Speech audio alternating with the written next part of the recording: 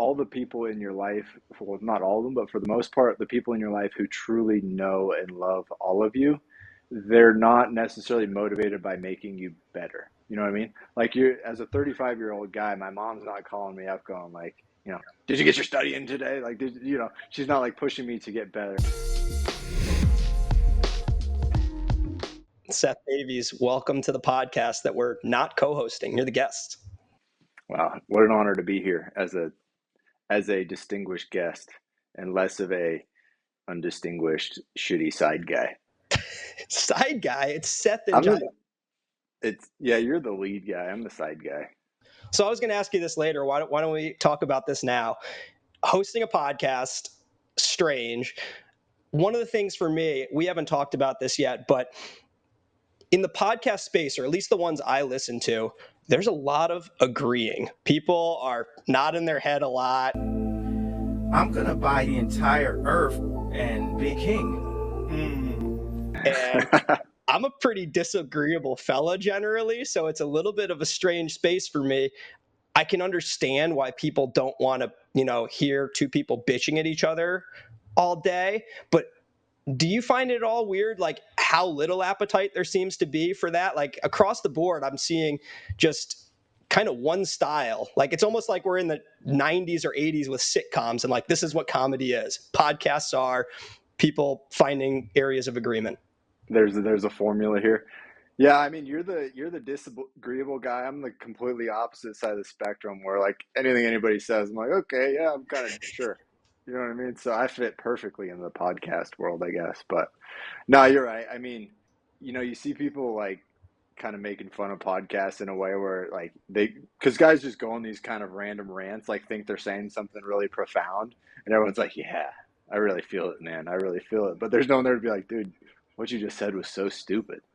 Like you just said nothing, and it's just like, yeah. So that maybe we can put a stipulation in there that we got to heckle each other a little bit more. Not be. I think so. I'll tell you the moment for me, like we have Michael Soiza, like the friendliest, most likable dude on the podcast, like Mr. kind of happy-go-lucky, or at least that's, my general view.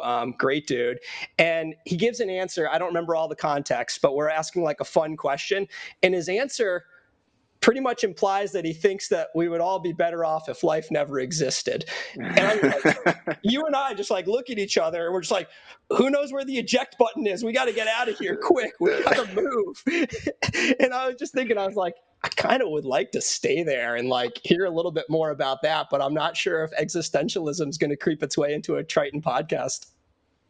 Yeah, I don't know if that's what people tune in for, but hey, maybe that's what they'll stay for. Coming out of Soiza too, that they're like, oh shit, like maybe we should listen to this guy. It's like the most positive dude I've ever met is like saying how it's all, was it nihilism? He's a nihilist. Yeah, something adjacent. But you and I don't know about you, but I just start sweating immediately. I'm like, get us out of here, Seth. Get us out of here. I honestly don't remember. I gotta go back and watch it, but I was probably just, like I told you, I'm the agreeable guy. I was probably like, totally, man. Like, totally. Soiza's just sipping his coffee, chill. Yeah. I don't know. We're here, so we'll stay, but, might have been better off if it never started. Like, all right, sure, man. I see what you're saying. Segue to how it started. So one of the things the whole thing. Yeah, the audience has to deal with the fact that I can't stand being bored, so I can't ask questions that I know the answer to. Yep. But for all the time we spent together, I don't really know much at all about your journey before Black Friday. What does poker look like in your life pre-Black Friday? Yeah, so I guess that was a short period of time. I mean, I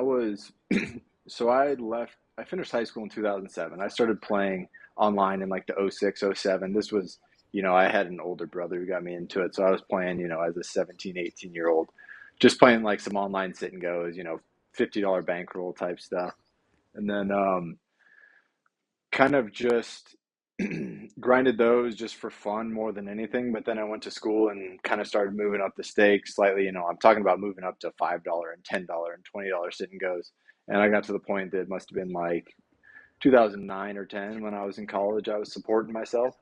I remember I would my first grind was the was on Full Tilt, multi-table sit and goes, $26 45 mans, $26 90 mans, and I had what, like a 3K bankroll, but I would grind a lot and I would withdraw $500 a week and survive that way for a couple of years, and moved to 180 mans on stars as well as a bunch of low stakes MTTs. Was able to bink a couple Sunday MTTs, and that was kind of when I started going full time, and that's pretty much what I was doing when Black Friday hit. So yeah, just kind of online, low stakes, MTT, and sit and go grinder.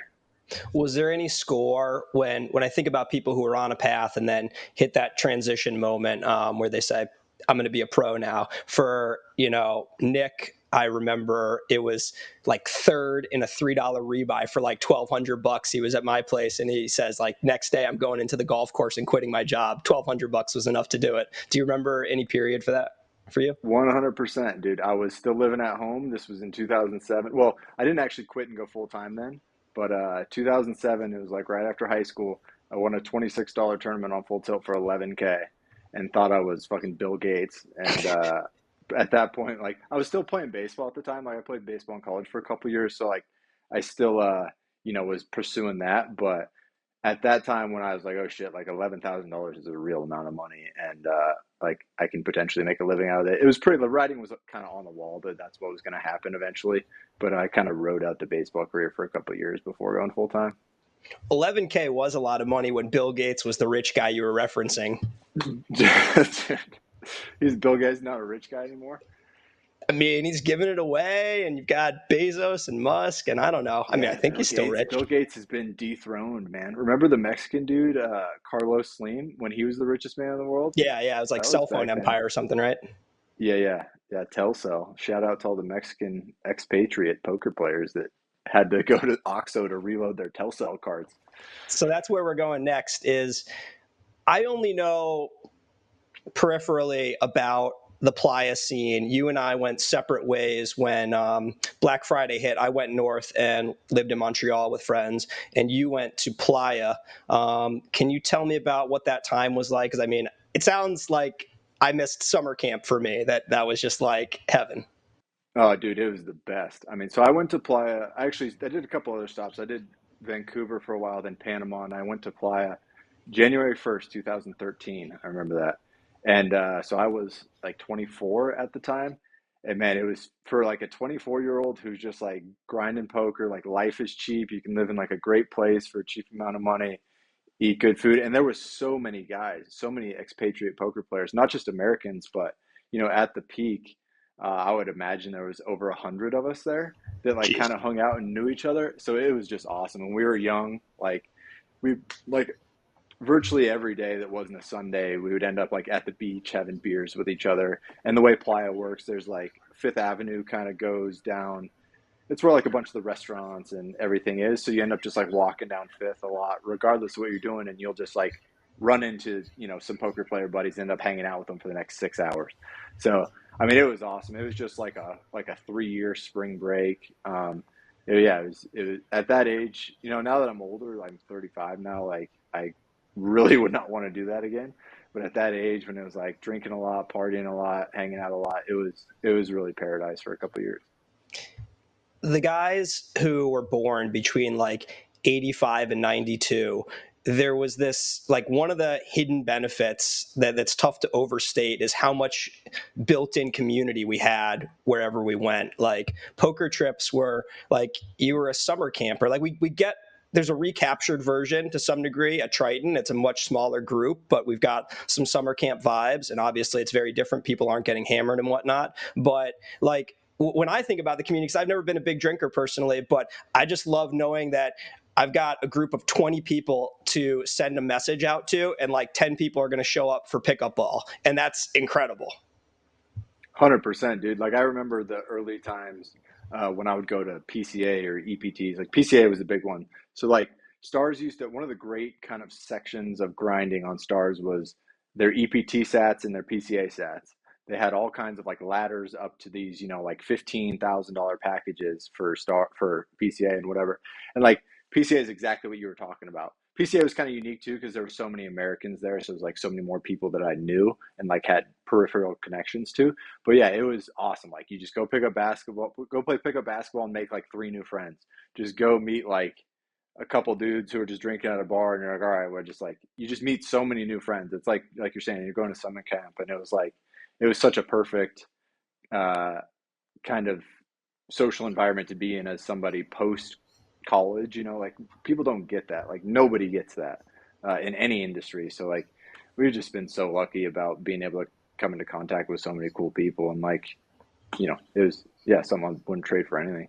Yeah, the one of the nice things about poker too, with people sending each other money all the time, there's kind of this instant vetting process where there's so many people like, oh, that's a friend of Seth's. Seth's known that guy for 2 years, and I can just like pick up with them very quickly, in that way that people who are part of your circle can join another circle so quickly, and I feel like we've always had that privilege with poker. Yeah, 100%. And it's just like a very kind of human thing. The whole like, I mean, I don't want to use the word gossip, but like you naturally just talk about people, right? So like this vetting process is very quick, and I think particularly, I mean, I guess I've only ever been a dude, so I can't like speak for the other side of it, but I feel like dudes come together very quickly. Like guys become friends very quickly, and that's been one of the best parts. Obviously, almost entirely male industry that so many of the people that end up being your peers are guys, and they're just easy to make friends with. So that's something I think about recently. I don't think I've actually read a full article on this. I think it's more headlines, but I think the statistics are that a lot of, at least in America, that men our age have less close friends than women, and that struck me as very surprising because I was like, all the guys I know have a lot of close friends, and it's been really easy. And I wonder, like, I mean, what we were just talking about, I feel like we've been pretty blessed in that respect that we've had these big pools to select from that eventually, if you hang out with 80 different guys at these different stops, you're going to find 5 or 6 people that you really gel with and really trust, and kind of build these strong relationships. And we get to work with each other. So there's this natural way, like I have to work to stay in contact and stay close to my friends from elementary and middle school, but I don't have to really put in that work with the poker guys. I see, you and Brian, for example, and Devoris at every Triton now, and that's sweet. Yeah, definitely. And the big thing about that too, as far as working together goes, for the most part, like our work is pretty informal. You know what I mean? So like people who, like, let's say 5 guys start a company together when they're 25, like they're inevitably going to start fighting at some point, and it's actually going to ruin that relationship a lot. So in poker, where we're all in essence independent, and the work we do with each other is mostly kind of informal. I mean, obviously you guys have like a more formal thing with GTO Lab and stuff like this, but as far as the last 15 years go, you know, working together mostly entails studying together, talking hands together. So it's like, I'm not going to get pissed at you because we disagree about a hand. You know what I mean? Like you don't like get that strain in relationships. So like, yeah, we're just extremely lucky to have been in this kind of environment that, like, yeah, like I said, nobody gets a chance to do. So I don't know if I would call this the dark side, but the flip side to that, and I wonder if you feel this affected you at all, is had we gone a more standard route, worked a corporate job or whatnot, or gone to med school, law school, something like that, I feel like we would have grown up a little quicker, for better and for worse. Do you feel at all that, like Playa, you had some arrested development and extended teens, anything like that? Yeah, for sure. I mean, most of the time I was in Playa, like I was not doing well at poker. Like I was pretty broke. This was what, 2013, 14. Things kind of turned around for me in like 2015 when I actually started taking it a little bit more serious. But like, you know, I was just like not focusing very much, like not trying that hard to be good at poker, and it obviously didn't pay dividends. I was kind of, I wouldn't say I was like that struggling. Like I was getting there day to day, but yeah, there was a couple years where I was not doing much as far as being productive. So, but we did grow up in like different ways, and we learned skills that people who grow up in a more conventional sense like have no chance to really learn, particularly like money management, like things like bankroll management and risk assessment. Like we learned invaluable lessons through that just day to day in poker, as far as like, bankroll goes, and like you got to maintain your reputation. So if you need to trade money with people, you know what I mean? Like we learn these really valuable things that you don't necessarily know you're learning. But yeah, in some other senses, you're still a child for a while. Yeah, I mean, I was a professional poker player like right before I was 18, and you have so much free time deciding how to spend your time and to not fall into Yep. like really bad vices. It was a blessing, but I think for a lot of people, it could have been a curse really quickly. And I wonder, like, I mean, there's Yeah. a selection process. We're here right now. There are probably some other people that would be in a much better spot if they hadn't been a successful poker player in their young 20s. Yeah, absolutely. I mean, there are these filters that we've had to pass through to get to this point, right? The biggest one, like you're saying, is you have to manage your time. You have to learn how to be a professional on your own. You got no one coaching you through this. You're not going through med school. You're not going through law school. Like you have to figure this shit out on your own. You're a And fucking if you, poker player. You're not some lawyer, doctor, soldier shit. yeah, You're a fucking yeah, poker player, man. yeah. Yeah, you just got like, and people just get filtered out, and we've seen it over the last, years and years and years. You can name so many people who they just ended up being degenerates. They like, degen off their money in sports or pits. They couldn't manage like their tilt. They didn't work hard, so they're gone. They ended up being scumbags, so they're gone. You just have to pass through all these filters and to still be around. And here we are. And I guess that's why a lot of us have kind of grown closer too, right? Because we can relate to each other in a way, because there's this implicit likeness, because we've all just gotten here after this point. So it's very easy to relate to each other and very easy to relate to the struggles we've been through, and also the integrity and character traits that we have. Yeah, and then the flip side to that is, for different amounts for different, people, but there was the score that made us survive. There is that, survivor bias, and it's tough to say, 100%. it's different for each person, but yeah, I think like pretty much all of us, there's a very reasonable chance we're not still in poker today. Yeah, yeah, 100%. Yeah, I mean, I had like I guess my big score that kind of, well, I guess it was two, but when I first started playing a lot of live in 2015 or 16, I won a WPT and then chopped one of the Florida 5Ks with Jason. Actually, we chopped, and I that 5K I cashed for 110 buy-ins. It was like 550K in a 5K, and it like set me up financially for like quite a while. Like at that age in that financial situation, I wasn't spending a lot, so I was set up for a couple of years, and it also just kind of springboarded, my career. So yeah, there's tons of survivorship bias for sure. Yeah, I had that at 21. I had a second place to Jonathan Little for like close to 700K. I had like 80% of myself in a 10K. Yeah, exactly. Yeah. Yeah.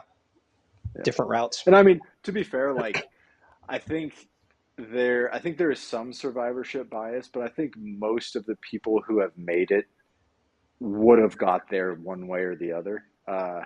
For like, I mean, I'm kind of contradicting myself, but like if that never happens for me, if that year where I first start playing live goes terrible and I just lose a bunch of like money, like I would have just gone back to grinding online and assume like still done well and grinded it back up. So I think there's a lot of safety nets, but maybe I just never get to be a high stakes pro and I'm just like grinding, 1Ks and 2Ks, stuff like that. So I think there's a little bit of both going on, and I think we deserve a little bit more credit than we're giving ourselves, I think it's like it's person to person. When I think about some of the more determined guys, they were almost always going to make it. It was going to take a bunch of bad breaks to keep them. For me personally, that score gave me like I felt like I was one of the best heads up players at the time. It gave me the money to put that to the test and play the 5Ks. It went really well. But had it not gone well, I was never a gambler. I wasn't one of these guys who was going to play 5Ks with 20K to my name or anything. So I was just going to grind $200 heads ups. Probably at a certain point, my income was going to plateau, and I was going to say, fuck this, and move on to something else. That's my guess. Yeah, and I mean that's fair enough. And the nature of tournaments, like you being a heads up guy is a little bit different. But for me, like I was always MTTs. Well, I was playing sit and goes too, so it wasn't as variant as you think. But just it's just like in a poker tournament, like a million different things can happen, and in a poker tournament career, a million different things can happen. Like so it's just really hard to say, but I do think we deserve a little credit. By the way, I was watching sneak a little zinger in on you here. Yeah. I was watching your episode with Ike, and you said something about how your girlfriend was always like, "Yeah, every time you talk to that guy, you come away with this look on your face, like, wow, I just heard something profound." So I can guarantee your girlfriend, I won't put her in that spot. She won't have to see that look on your face. No, I mean, yeah, it's true with Ike. It's fucking wild. Like, That was a great podcast. He's fucking awesome, dude. thanks. He is. He's just. I mean, I've been lucky enough to be like pretty good buddies with him for a while now, and like every time you talk to him, it's just like this dude is a super powered human being. Yeah, yeah. I feel bad about putting people on pedestals, but it's like very tempting with Ike. For sure, yeah. I mean, he's just such a, and it's very easy to do too because he's just like so easy to talk to. You know what I mean? He doesn't like walk around carrying himself like he's just some fucking emperor. He's just very chill, very happy to talk to you, very happy to give you like his honest opinion about like complex things, and like it's just like this is cool. This is really cool. So from like a couple of guys we haven't heard as much about in the past few years, Jake Schindler, Ali Imsirovic. I don't want to speak for you. Most of the poker community felt something should have happened to them. Do you think we should be talking at all about working them back in? Is there any route where they should be playing poker again in the future? High stakes live? Well, I would put those guys in two different character categories, judging by what I know, and a lot of what I've known is just kind of hearsay.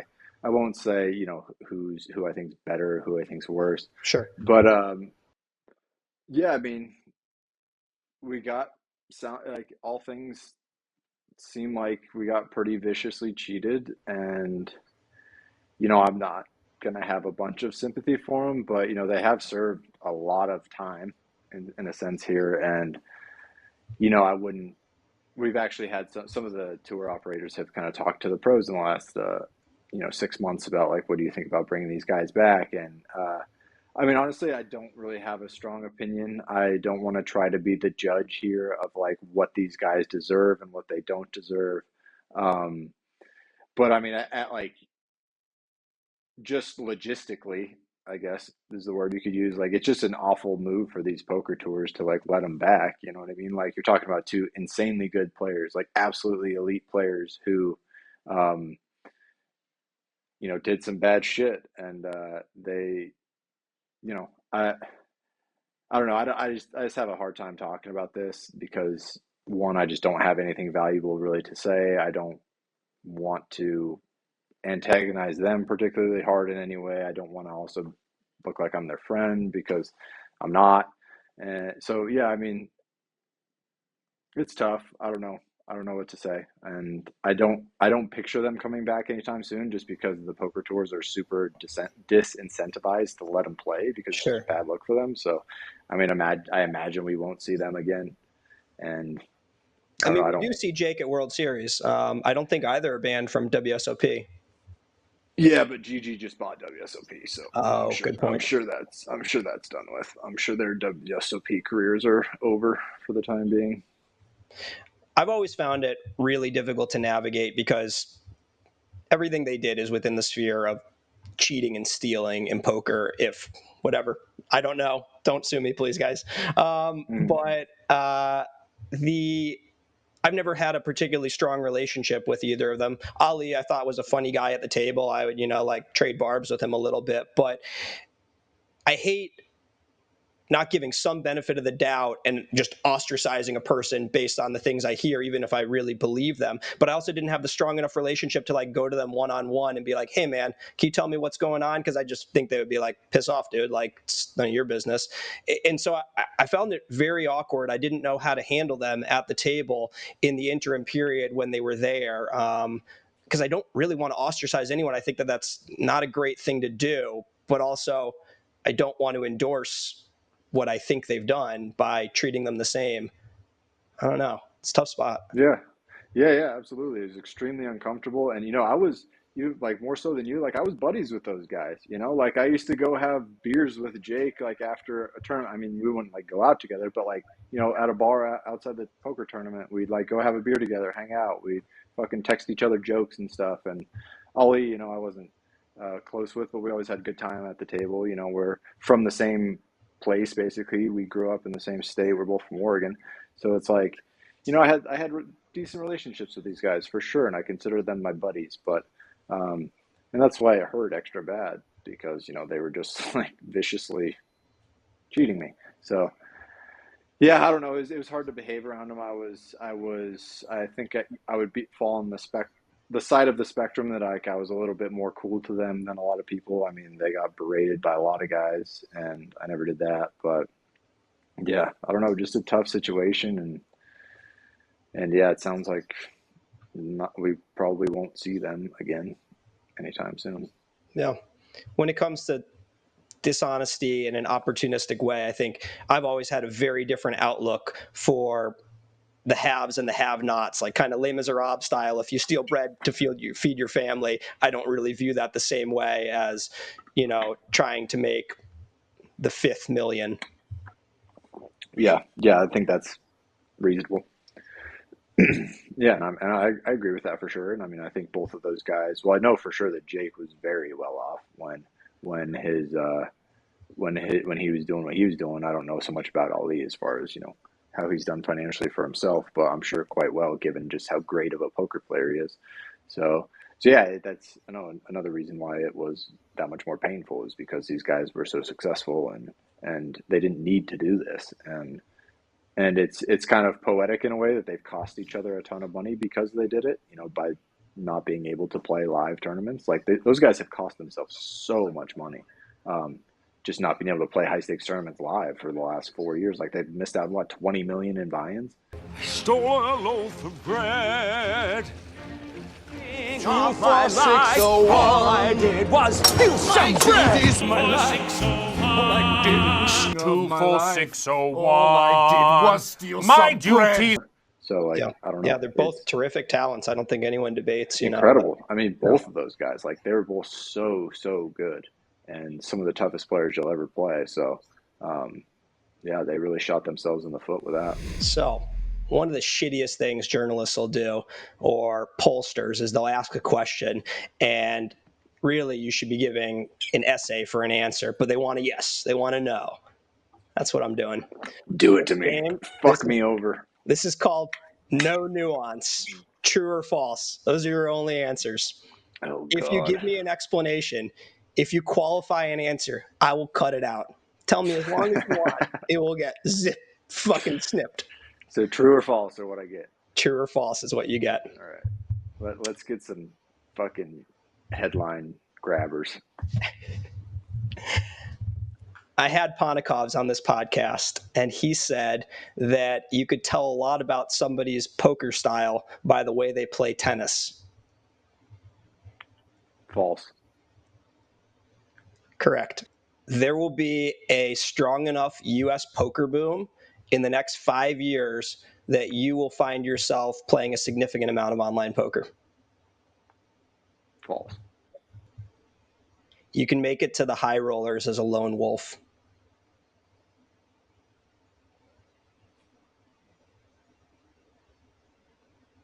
False. Private cash game organizers have their heads so far up VIP's assholes that they think shit is the natural state of the universe. True. Sorry to the ones I like.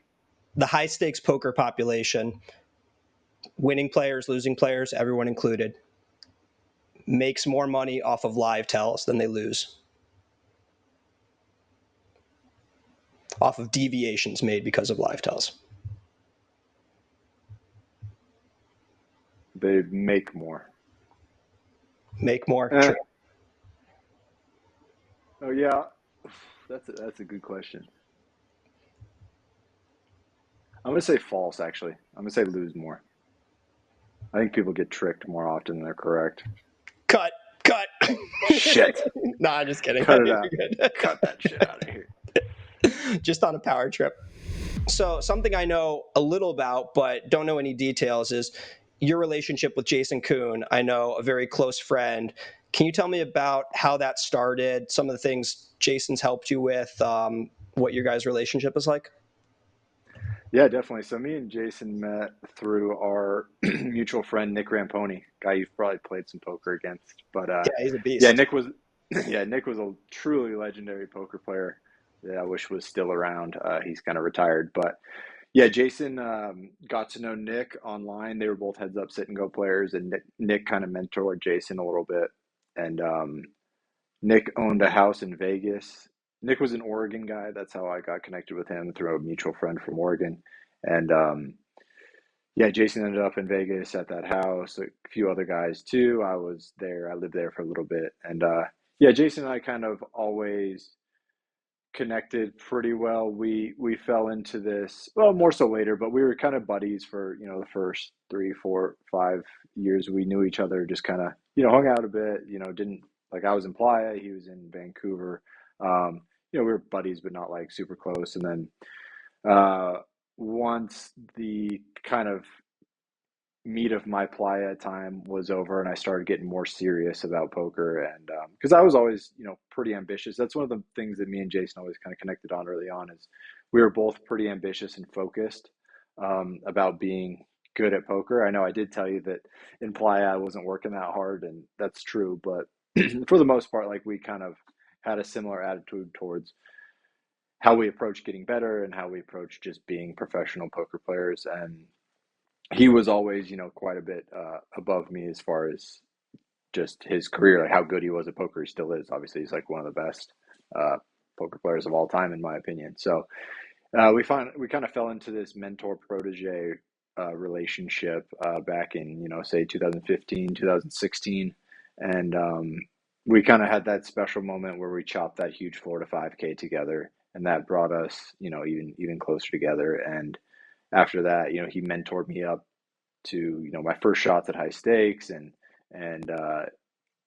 all that. So yeah, he was very much kind of an older brother figure to me in the poker world. I do have real older brothers, but they, don't work in poker and don't have like the poker acumen that he does. So yeah, he's always been kind of the mentor figure for me, and it's been invaluable for me. And I think that for him, he's really enjoyed having a friend like me who, like, really respects everything I've learned from him, really respected how much he helped me. And I think I was always able to help him kind of ground himself. Like, the thing about us that's pretty cool is that we have very similar attitude towards things, but we have pretty different personalities in terms of like how we handle things.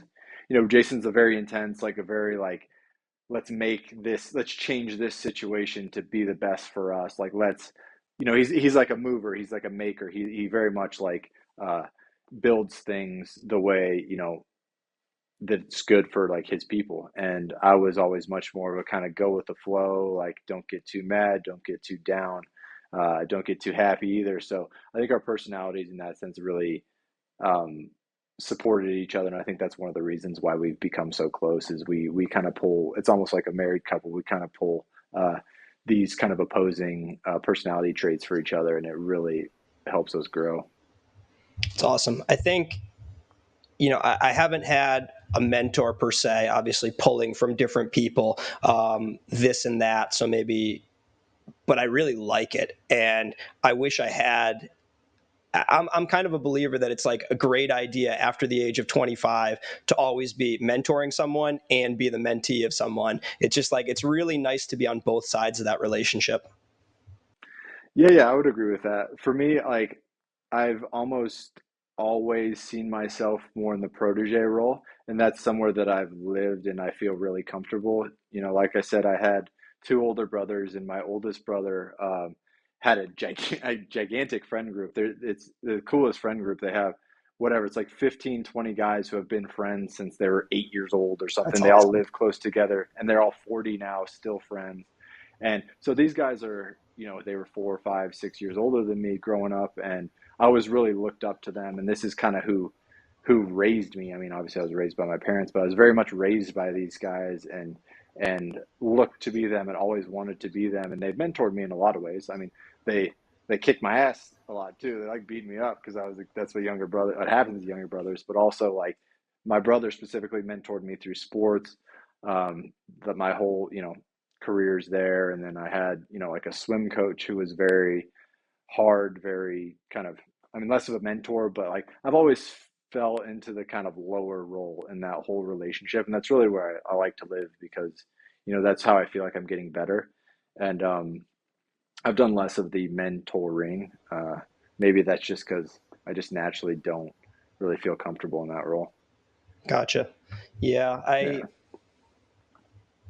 The thing about a mentor that just seems so wonderful is somebody looking out for the whole of you, as opposed to, we're both guys who are trying to get better at different things. I have a table tennis coach. You have tennis coaches. I'm sure whatever, different people, a therapist, a nutritionist, all these things. And none of these people want bad things for you, but they're looking at a sliver of your life. Like your tennis coach wants you to get better at tennis. Like they're not really, so they're telling you things that'll keep getting you better at tennis, but maybe some of them are at the expense of your mental health or your relationship with your family. And, even people who love, more the whole of you, your wife, your parents, whatever, there's still I don't want to call it selfishness, but they prioritize the part that deals with your family. Obviously, I would imagine to your wife, how you are as a father is far more important than how you are as a tennis player and even as a poker player. Yeah. And the big thing about that too is all the people in your life, well, not all of them, but for the most part, the people in your life who truly know and love all of you, they're not necessarily motivated by making you better. You know what I mean? Like as a 35-year-old guy, my mom's not calling me up going like, did you get your study in today? Like, she's not like pushing me to get better. I mean, my wife obviously, pushes me to get better, but not in that way. It's not like, you need to do this, you need to do this to get better. It's not a mentor-mentee relationship. It's more of like, let's do this thing together. We're a team. Like, how do we make our team better? Yeah. So actually having someone who's like really close to you and a mentor in like all aspects of life is super unique, I think. I find it affects my coaching because I can't not see the whole picture. So sometimes I'll have someone coming to me and they want to work really hard, and I'll, sometimes there's some doubt about how hard they actually will work, but other times I'm like, I don't think you should do that. Like, there's other things going on in your life, man. Like if you fully, but it's not my place. I'm a poker coach. You know what I mean? I'm not, right. They didn't hire a mentor or a life coach, but sometimes I can't help myself. I mean, some of the guys like it. With the younger guys, it's probably encouraged, but I know that I can't stop myself. Sometimes I'm talking to a 55-year-old dude and I'm giving a little bit of advice that's like maybe not asked for. Yeah. No, I hear you. And that's like kind of this. So building off of the Jason Koon conversation, I want to ask you about health and fitness, because I think for some of the people, and this includes Jason too, but for some of the people who don't really know you as a three-dimensional figure and they hear Seth Davies, a quick image conjures up. I think aside from high-stakes poker player, healthy living, fit dude probably comes to mind for a lot of people. My question is there something in the past 5 or 10 years that you learned that's made a pretty big difference in your life or your approach to healthy living? I mean, the simple reason that I am a healthy guy is I just have always been exercising ever since I was a teenager, right? Like I've just never gone. It was just a habit that was drilled into me as an athlete growing up that I just can't really picture myself ever not, doing some kind of exercise or being sedentary. So for me, it's much more simple than that. It's just a habit that is just such a central part of my life as far as training goes that I just will never stop, and can't imagine ever stopping. But I mean, in the last 5-10 years, I would say the biggest thing I've learned as far as like staying fit, like you can train really hard, but you can certainly still get fat if you eat like shit. So like diet is much more important as far as your body composition, and things like your biomarkers, like your blood, your heart health and everything is much more, you just have to be eating decently. So the thing that works for me in that sense has always been, one, tracking my food, and two, having it prepared. Like I'm the type of guy where it's like, if I let myself get hungry, I'll end up eating something stupid. So yeah, like the things that have worked for me has been, keeping track of exactly how many calories I'm eating, and always, have a plan for what I'm going to eat.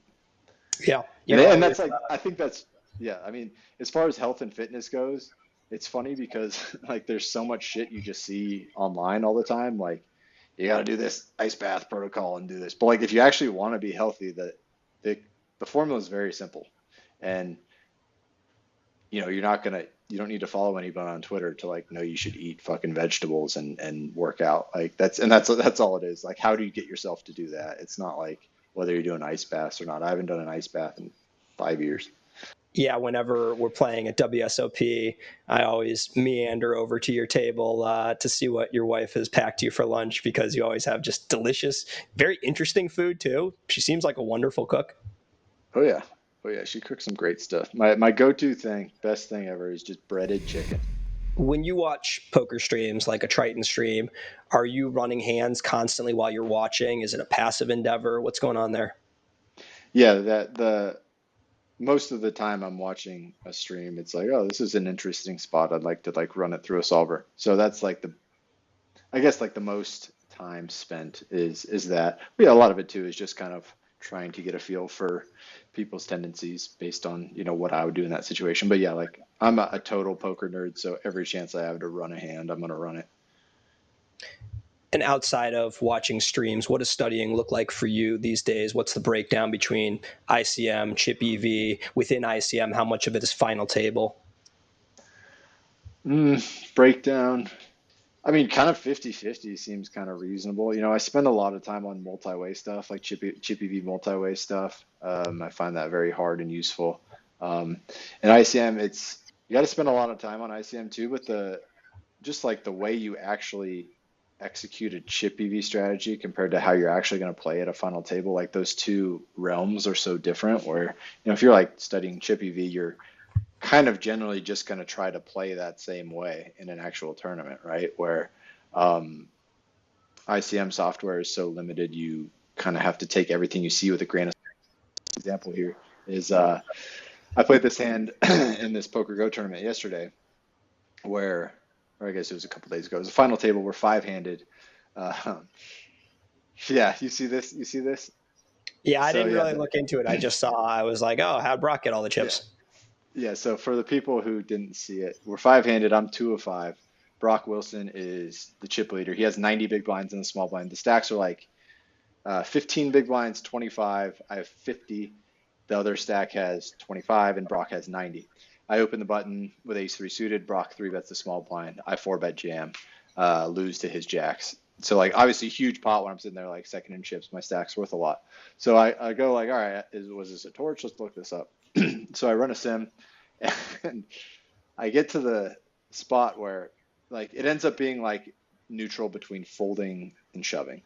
So whatever. But then I look at his 3-bet range, and it's just, like, the most absurd thing ever. Like, his response to the open, like, just like after I open, he's in the small blind. He's supposed to pure shove like virtually every suited ace, virtually every suited king, like a bunch of just like suited queens, like queen 5 suited is just supposed to just pure shove versus my open. And then the 3-bet non all in is supposed to be like king 4 off, king 5 off. So I'm just looking at this node like what the fuck am I supposed to take from this? Like this is not anywhere near anything's that's happening. So I kind of run the sim and think like, well, this is, for the most part, it's kind of useless. But so this is like the dance you have to do when you're studying ICM sims is like, this is not real life. When I actually get to the final table, I'm going to kind of, for the most part, have to just figure out and like guess at what people are doing and guess what a good response is. So it's much more, Wild Westy in that situation. The rules are much less defined. So, but it's obviously very valuable to study like what your thresholds are to stack off, or like what types of hands you should be 3-betting, what types of hands you should do whatever with. So that's kind of how I think about ICM.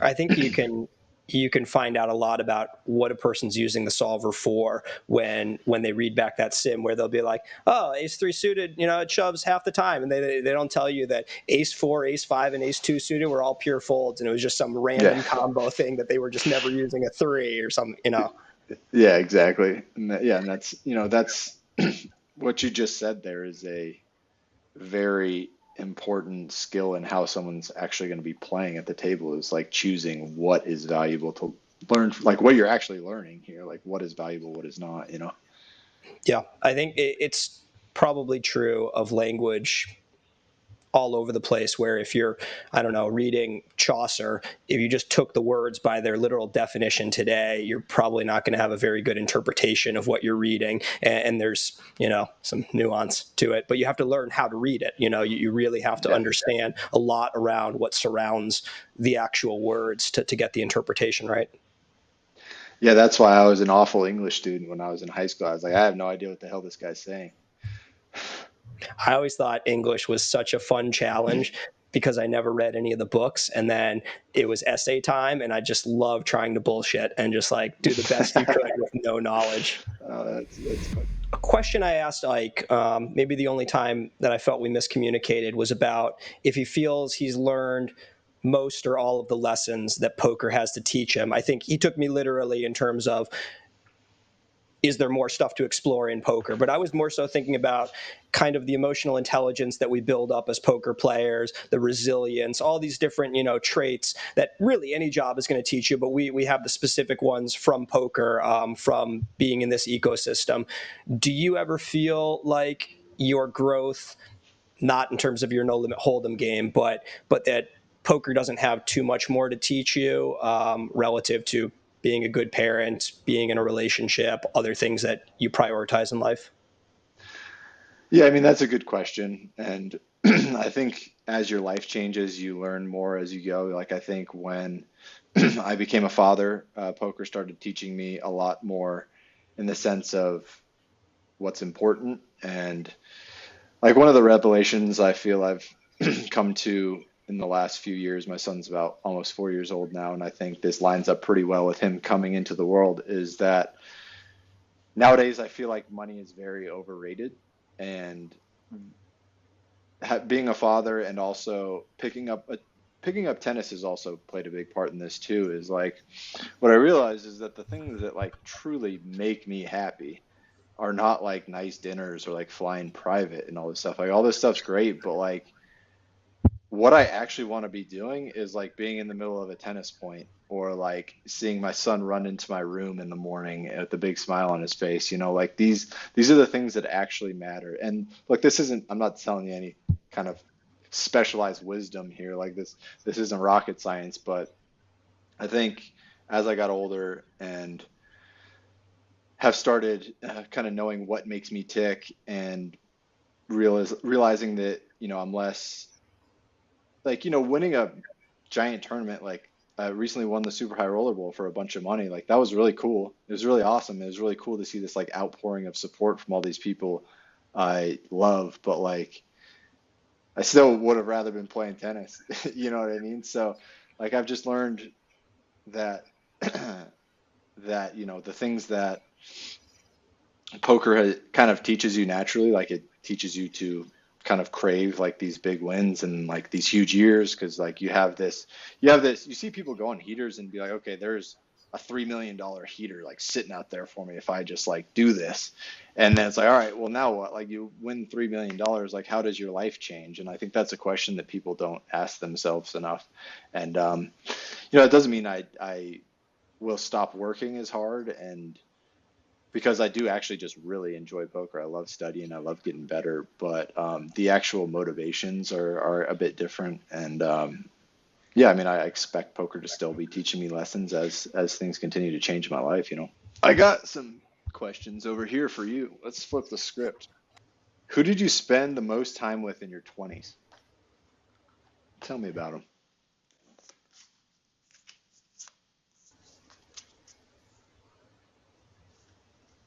Nick Petrangelo. Ooh.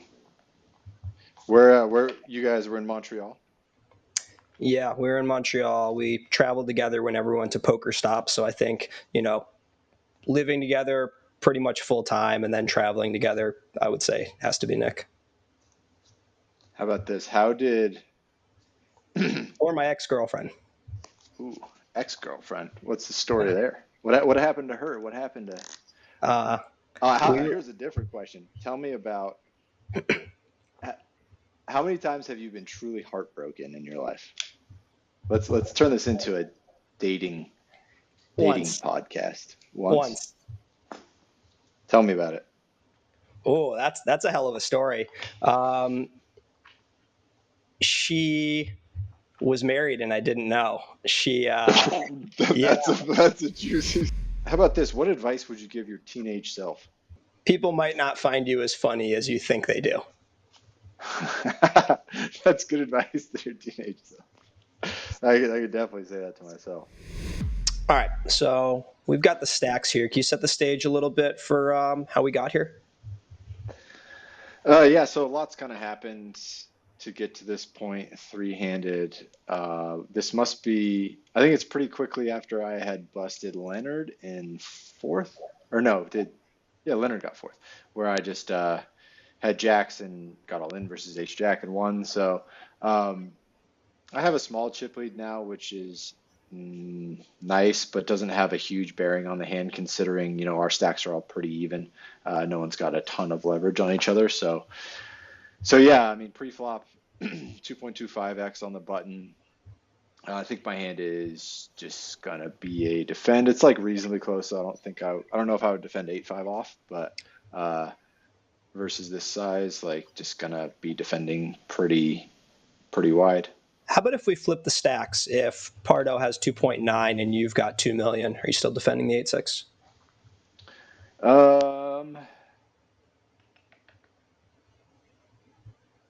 I think I would, yes. I think if that was the situation and I was kind of much more, well, I mean, versus him, maybe not. He's a little bit more aggressive than he's supposed to be, I think, especially in this situation where like the spread in the stacks isn't huge. So like he can't just rage on me like super often, but he's just kind of a rager. I think so maybe I would just fold versus him and choose a strategy of just being like a little bit more, just have a little bit stronger of a defending range, a little bit more aggression versus his open, and be a little bit less defensive. Got it. So but yes, do defend. Yeah, I defend. How about pawn spot here? 4-4-3. Probably not too many 4x in your defend range. What's he thinking? Yeah, I still think he needs to play a substantial amount of checks on this board. I mean, it's not like I never have fours, and it's like I have a bunch of gutters and stuff, and he has a bunch of stuff that doesn't really want to get blown off of it. Like, if he just has king 10, he does king 10 no club. Like, c-bets get check raised, and he's just putting like a spot where he's indifferent immediately. So, because the 4 is relatively neutral but favoring me a bit. It's not relatively neutral. It certainly favors me. But yeah, I think he's going to have substantial checks here, and his hand can kind of do whatever. And that's just kind of how most of his overcard hands are going to play, is just check sometimes, bet sometimes. How about if we cut the depths in half? Do you think then his frequency is coming up? So what would that be? About 27 big blinds or something? Yeah. Yeah, I mean, I think he's just definitely going to bet more often when the stacks are shorter, because he's just much more fine with getting stacked with pocket fives or like ace 3 or whatever. Like if you're getting stacked for 52 big blinds with pocket fives in the situation as the IP player, as it is right now, it's like kind of iffy, especially given you're at a final table and not like the chips don't have linear values. So yeah, definitely more aggressive with the shallower stacks. And my defending range is going to be wider too, so he should just bet more because I have more air. Makes sense. Anyways, he c-bets I think a quarter pot, and I think I just have a little bit too much playability to fold. My hand doesn't really play great as a raise either versus a c-bet. I think when you check raise in this spot with something that's obviously not a good hand, you want to have a little bit higher quality backdoors, maybe like an ace, or just like have a gut shot or something, but like having a high club rather than just like a 6 of clubs. So I think I just have like a pretty solid hand to just continue with the float, because like this hand's just very rarely going to be able to play a large pot, right? Where if you just have like, say, ace deuce, you can just turn a 5 and whatever, or even just like king 5 with a king of clubs. So let's talk about the turn here. Definitely looks like it hits your range more than his. Definitely, yep. And that's why I end up leading here. I I think just 6-7 should be like a very high frequency hand in my range. 6-7 and ace-2 soft, like I have all the offsuit combos of both of those, and those are very, very good hands now. Yeah, I mean, to still have some 4x and some like boats and shit, like those are less of a thing. But I think just the fact that I have a lot of straights that he doesn't have the 6-7 off, I don't think he's going to open. So yeah, I just think this is a board where I get to do a lot of leading, and because of that fact, because I make the nuts, the effective nuts, quite often.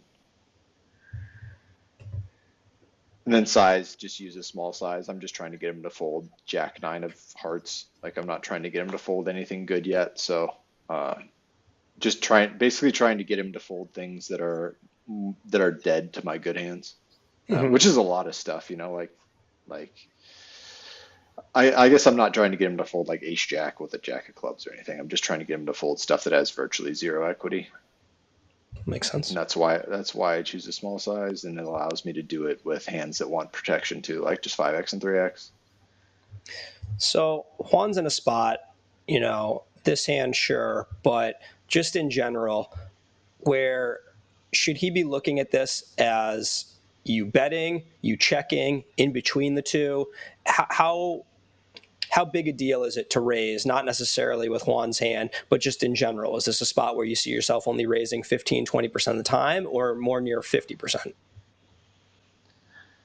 I would imagine that he's very slim to raise here, just because he can't, like, getting stacked with pocket tens here is just not a good idea. I don't think, like, SPR is what, over 5? Or no, it's over 4. Like, there's a lot of money to go in, and chips are worth a lot. Like, you just, like, if he has pocket 8s, like if you go back to the example or the hypothetical of it being a little shorter stacked, and you're fine kind of raising, getting stacked with an overpair, then yeah, you like raise a lot. But now I think he should be super, super passive versus this lead, because it's just so easy to get a shitload of money in with virtually zero equity. And that's like the last thing you want to do in this situation. So yeah, I think he's very, very low raise frequency global here. He kind of does have a great hand for it. He just blocks the 6-7, and yeah, that's fine to go ahead and raise. I think what he should do, IP, is have a very slim raising range built around great hands like 4x plus. Some 7x is very good. Some deuce x, like if he has king deuce suited. It does have an open ender, but it's like not a great open ender. So I think it's stuff that is close to the board, and he doesn't choose to just have like queen jack with the queen of clubs, which seems pretty obvious when his raising range is mostly very good stuff. You want to have stuff that kind of matches your very good stuff, and the king 7 does that okay. Anything about the king as opposed to some of his other 7x? I mean, I shouldn't have a whole lot of king high in this leading range. Yeah, I mean, so it's kind of doesn't have interaction with my lead folds. Maybe it does a little bit. Yeah, that's probably not true. Like if I have, it's a good question. Let's think about this. So what are like the worst hands I'm going to lead here? Hands like I have. You ever have like a jack 10 with a club? I don't think so. I think I just fold queen that jack? I think I just fold that to a C bet. So it's like king queen with a club, but I just it's not a hand I'm really like going to lead very often either, right? Like when you lead in this situation, and this is what I think people kind of don't do a good job of, like when you lead here, you want to lead like a pretty polar range, right? Like you want to lead stuff that, like when I have king queen, I don't just want to fold him off of queen jack and have him continue with ace high. You know what I mean? It's just like king queen's kind of a hand where like, if he has king 7, I kind of want him to stay in the pot. You know what I mean? So I don't want to just start leading a bunch of hands that just fold out worse and get called by bettors. So like I mostly want to have hands like I have, and then have some really good. So, I mean, the king's kind of whatever. Yeah, like I don't see any super compelling reason to like always raise 10-7 suited, but never king 7 suited. I mean, other than the fact it has slightly more showdown value, but like that's kind of minimal. Like you're not going to call with king 7 too much here. So do you think that's a randomizer there, or this is like the super villain twiddling before we just shoot it up? That's a good question. I don't think, does he ever look at it? I don't know if he ever looks at it. Like, he always keeps his eyes pretty much in the middle of the table, so I don't know what he's doing to randomize. Yeah, he looks at the clock sometimes for sure. So, what do you think I do to randomize? nothing. I asked the homunculus. Yes, your medulla oblongata. All right, Chip's gonna play. Yeah, so he takes it up a little bit. Size-wise, like it seems fine. It's kind of like a catch-all size that's like kind of small. I'm wondering if he should choose to just go bigger and just not raise very often here. But whatever, this is fine. We don't have like that much to play. But like I actually haven't didn't run this hand. But like I could definitely see his situation being like, all right, well, I'm only raising good stuff, so I'm gonna make it like 550K. But and so be do you less. think when you see this size is one of the thoughts that he might be playing tens as a raise and kind of assess? I mean, I think more likely this is just a situation where we both have a lot of different stuff, including the nuts, where when that happens, when both players have a lot of very strong hands in their range, you can't just start playing like a lot of big size, or you're just gonna kind of isolate yourself against like a 4 or better here. So I think that's kind of what's mostly happening here. It's like 1, why I led small, 2, why he raises small, so which is probably just fine. What do you think about when in doubt at a final table going for a smaller size? Yeah, I mean, that's probably a pretty good idea. Things trend that way for sure. Just putting chips in the pot carries more weight. It's not always true. It's definitely not always true. Like there's a lot more just shoving for like 5x pot with absolutely nothing at least in ICM sims. So, but I mean, I think that's a fair kind of simplification to do that, especially in, like I said, this is a situation where we both have a lot of very strong hands. So it's like, you can't just build a gigantic pot all the time whenever you have a 7. When you're studying along the lines of in ICM 5x pot shoves appearing, how often are you seeing a strategy that you are maybe not disregarding, but deciding I'm not ready to implement this either because I don't trust it enough for one reason or another, or I'm afraid it's too complex and too far from solid ground for me to feel confident implementing it in a plus EV manner or more plus EV than the way you're currently playing? Yeah, I mean, more often than not, right? Like these ICM sims, like for these, take the 5x pot shove example. For like this to be the best way to play, you need a lot of cooperation from the other people in the tournament, and like you just see like these gigantic folds or like silly call offs with a variety of things that just aren't real at all. So like when I'm running like post flop scripts with ICM stuff and you just shove 5x pot with queen jack on like ace 9-4, it's like, all right, I'm not going to do that, because the guy's supposed to fold ace king to it or whatever.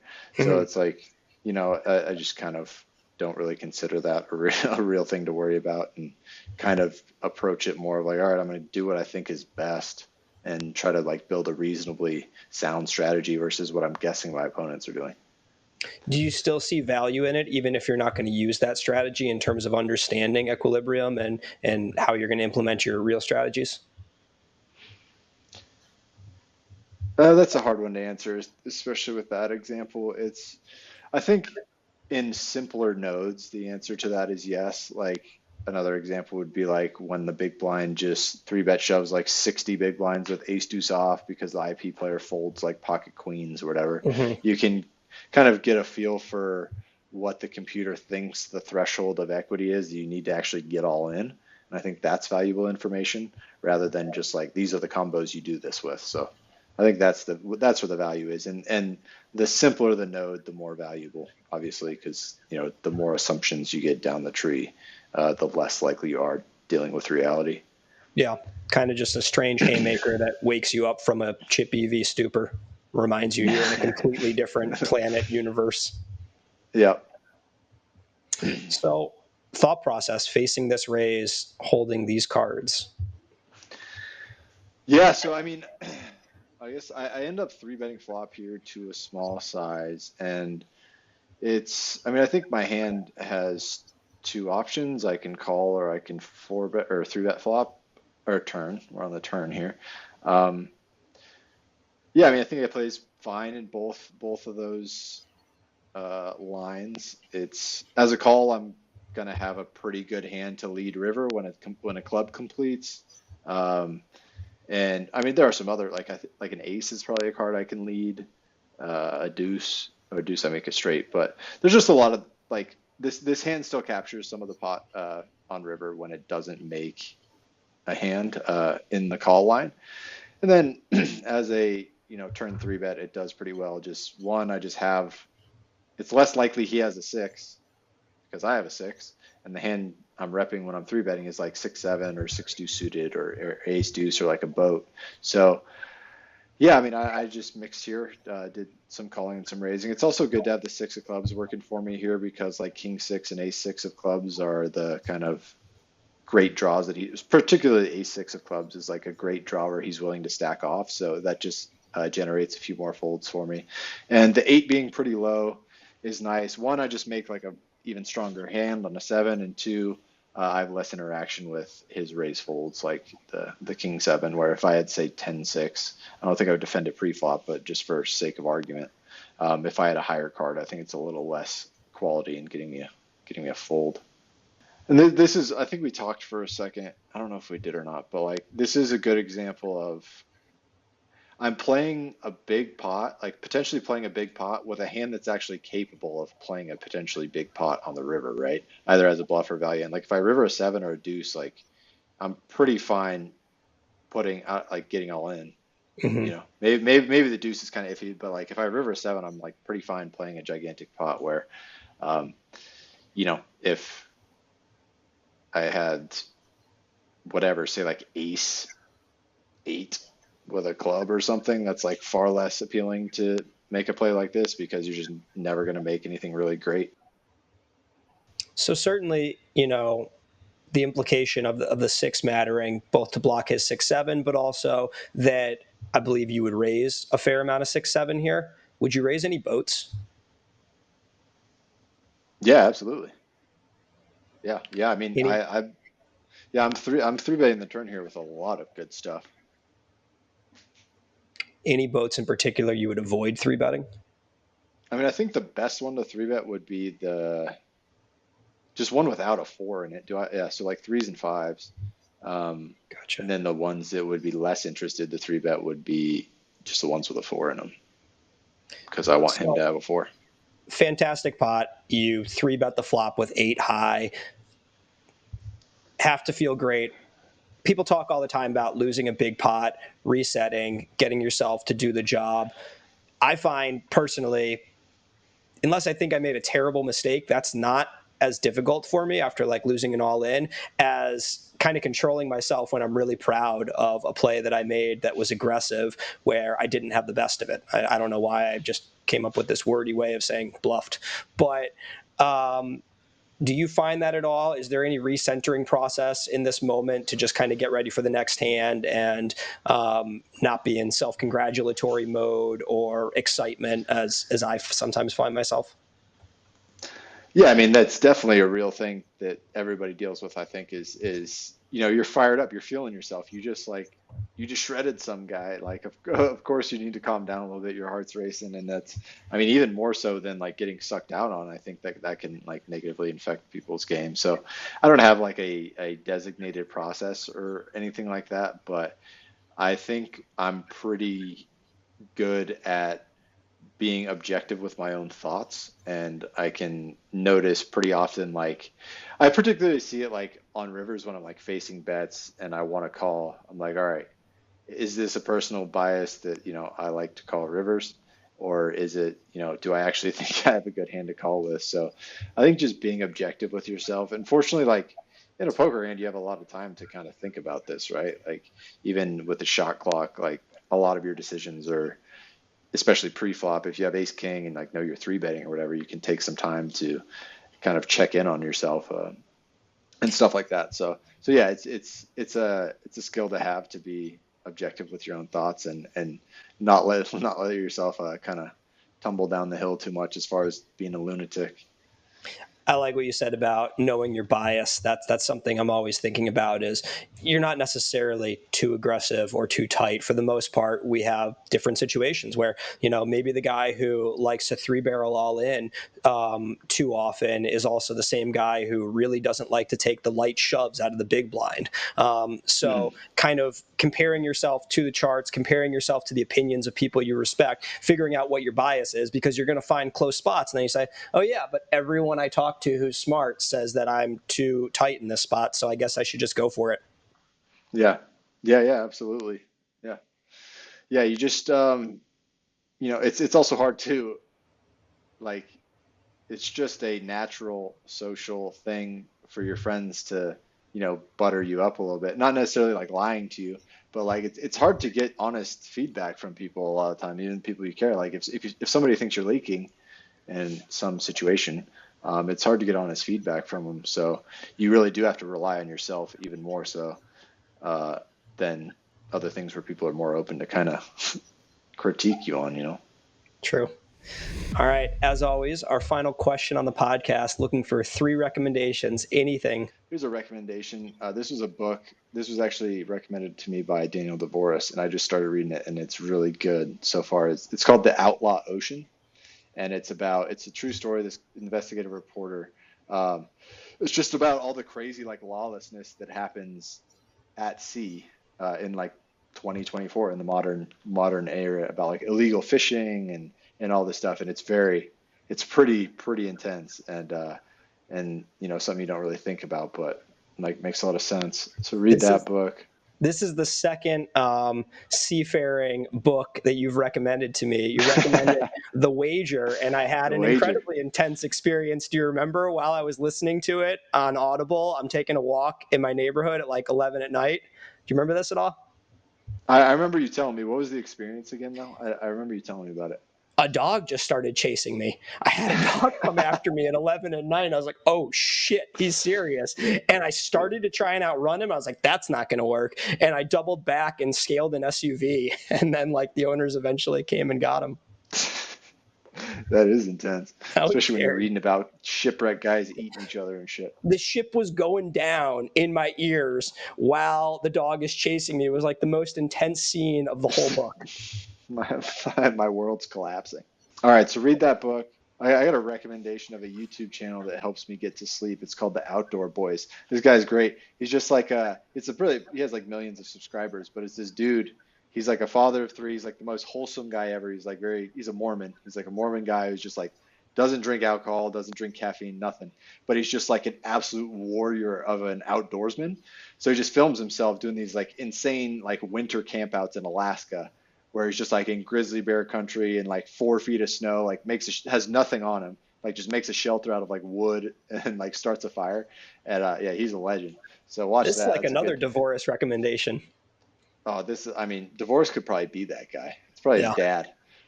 But that sounds awesome. I'm gonna check it out. That's a good YouTube channel, The Outdoor Boys. Love that guy.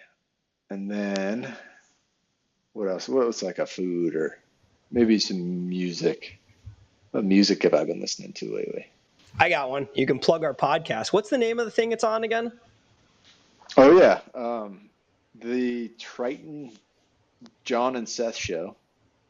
What's the name of the Pluto? It's on Pluto TV. Pluto. Yeah. Okay. Our podcast comes out on Pluto TV in a couple weeks. I think it's early October. I think it'll be on YouTube too. So yeah, I recommend you listening to that. Seth Davies. It's good. I think we put out a couple good podcasts. I think they're interesting. I hope people like them. I hope we don't look too stupid. I had fun like having the chat. Our guests were great. Our guests were great for sure. Good stuff, brother. All right, dude. Thanks for the time. All right.